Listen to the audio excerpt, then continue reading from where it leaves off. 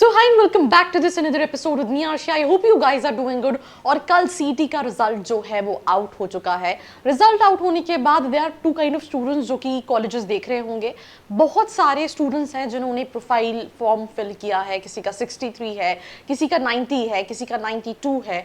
पर एक कंफ्यूजन जो है स्पेशली जितनी भी स्टूडेंट्स हैं जो ऑल इंडिया कैटेगरी के हैं, ऑल इंडिया कोटे में हैं, उनके दिमाग में ये सवाल है दैट वेदर मुझे कौन से कॉलेजेस अप्लाई करने हैं, नहीं अप्लाई करने हैं. मेरा लेट्स से 95 परसेंटाइल आया है, 80 परसेंटाइल आया है. तो please it's a kind request, watch this complete episode. Right, let's start.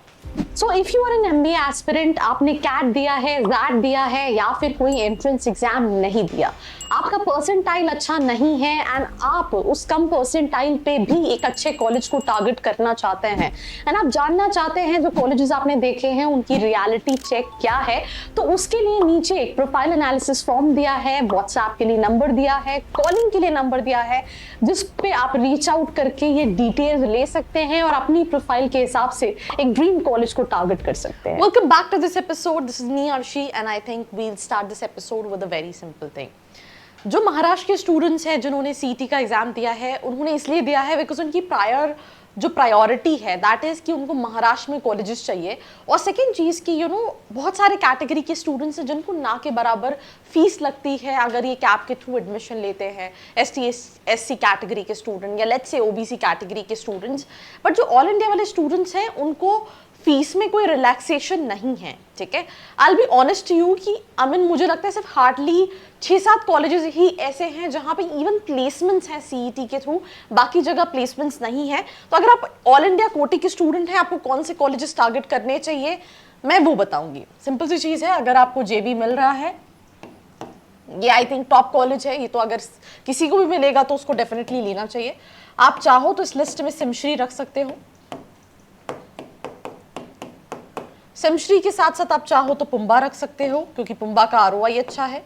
But ये सारे ही कॉलेजेस के लिए 99 प्लस परसेंटाइल का कट ऑफ है. राइट, पुंबा के बाद अगर आपको लग चाहिए तो आप इवन वी स्कूल जो है उसका MMS रख सकते हो बिकॉज वी स्कूल PGDM भी कराता है एंड प्लेसमेंट्स डिसेंट हैं. MMS की फीस कंपैरेटिवली PGDM से कम है.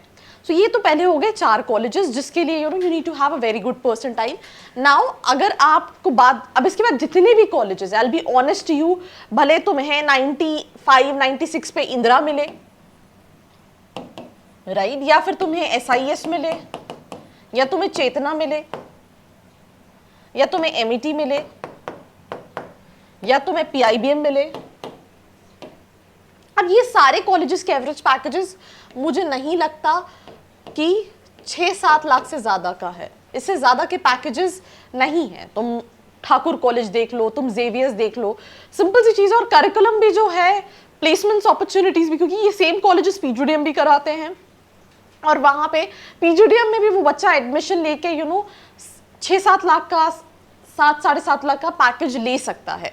तो सिंपल सी चीज़ है, अगर तुम्हें ये 4 कॉलेजेस मिलते हैं जो मैंने जस्ट अभी इससे पहले बताए, JB, सिमश्री, पुंबा, V school, these are the top 4 best options जिसको तुम आंख बंद करके ले सकते हो. अब जब तुम इस कॉलेज की बात करोगे, तुम्हें इंदिरा मिल रहा है, तुम्हें SIS मिल रहा है, they are not like in real top colleges, क्योंकि ये पैकेजेस वाले कॉलेजेस 30%, 40%, 50% पे भी स्टूडेंट्स को मिल जाते हैं अगर आप उनके PGDM कोर्सेज में इनरोल करना चाहो तो. इंदिरा आपका 30% है, आप PGDM में इनरोल कर सकते हो अगर आपको MBA नहीं मिल रहा है.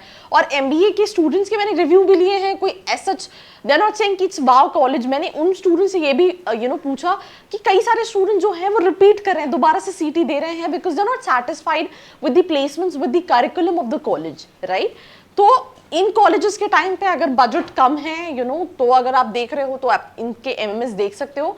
बट अगर बजट का इशू नहीं है तो I will recommend and suggest कि उस केस में आप PGDM के कॉलेजेस देखिए जहाँ पे आपका बजट में कौन सा आ रहा है, स्पेशलाइजेशन के हिसाब से क्या आ रहा है. या फिर अगर आप MMS ले भी रहे हो तो उस MMS की जगह आप अपनी स्टेट में भी कॉलेज देख सकते हो कि लेट्स से आपको लग रहा है यार मुझे SIS का मिलता है, तो फॉर एग्जाम्पल मुझे फीस पड़ रही है 5 लाख रुपए, राइट, तो आपको हॉस्टल मिला के तब भी अच्छा खासा इन्वेस्टमेंट बैठ जाएगा. तो उस सेंस में अगर आपको कम बजट में चाहिए तो आप अपनी स्टेट में देखो तो भी आपको सिमिलर काइंड ऑफ पैकेजेस वाले कॉलेजेस ऑल इन ऑल मिल जाएंगे. राइट, तो सिंपल सी चीज़ है, इन सभी कॉलेजेस में आपका परसेंटाइल कुछ भी हो, आपको अगर एमएमएस नहीं मिलता है, एमबीए नहीं मिलता है, आप पीजीडीएम के लिए जा सकते हैं। बट आपको ये देखना है कि हर जगह हर चीज़ के प्लेसमेंट्स अच्छे नहीं है। आप क्या चाह रहे हो कॉलेज में, देन डिसाइड करना है। This is one kind request, I will be honest to, जैसे मैंने बोला सिर्फ हार्डली 10 एक कॉलेजेस हैं, इन सभी कॉलेजेस प्लेसमेंट ऐसा नहीं है मैं कह रही हूँ प्लेसमेंट नहीं है, ये सारे ही कॉलेजेस में प्लेसमेंट है, राइट। बट कुछ कॉलेजेस में इसके बाद जो कॉलेजेस हैं उसमें प्लेसमेंट्स ही नहीं है। बहुत सारी मैंने लिस्ट ऑफ वीडियोस बनाई हैं जहाँ पे 60 to 70 सीटी में कौन से कॉलेजेस टारगेट कर सकते हैं, 50 to 60 में कौन से कॉलेजेस टारगेट कर सकते हैं। बट उन सभी कॉलेजेस के साथ प्रॉब्लम क्या है, दैट वहाँ पे प्लेसमेंट्स नहीं है, hardly 20% 30%, it's just for the sake of degree. और मुझे नहीं लगता कि बहुत सारे बच्चे नासिक के हैं, पुणे जाते हैं, ठीक है कम फीस है, बट आप हॉस्टल भी तो लगा रहे हो ना। आप अभी 4 की जगह 5 इन्वेस्ट कर सकते हो, बट आप दोबारा 4 लाख रुपए इन्वेस्ट नहीं कर पाओगे। सोचो समझो, देन एनरोल करो। कहीं पे भी हेल्प लगती है, नीचे डिस्क्रिप्शन में फॉर्म है, नंबर है, feel free to reach out, like, share and follow. I hope you like this video. For more such videos, keep watching our channel. And do not forget to like, share and subscribe.